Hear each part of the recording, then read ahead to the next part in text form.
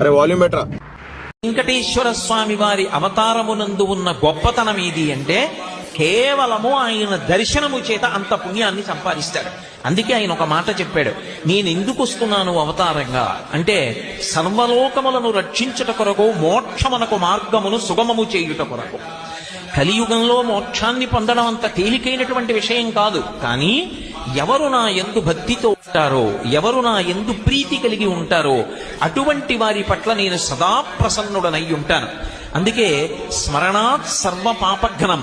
ఒక్కసారి వెంకటాచల క్షేత్రాన్ని కళ్ళు మూసుకుని ఆ 7 కొండలు తలుచుకుని, ఆ 7 కొండలు, 7 కొండల మీద ఉన్నటువంటి ఆనందనిలయ విమానం, ఆనందనిలయ విమానంలో పద్మపీఠం మీద నిలబడినటువంటి ఆ స్వామి యొక్క దివ్యమంగళ విగ్రహాన్ని, ఆ దివ్యమంగళ విగ్రహం యొక్క వైభవాన్ని, ఆయన నిలబడేటటువంటి రీతిని, ఆయన పట్టినటువంటి ముద్రల్ని ఒక్కసారి స్మరించినంత మాత్రం చేత స్మరణాత్ సర్వపాపఘ్నం, ఆ స్వామి పేరు వెంకటేశ్వర.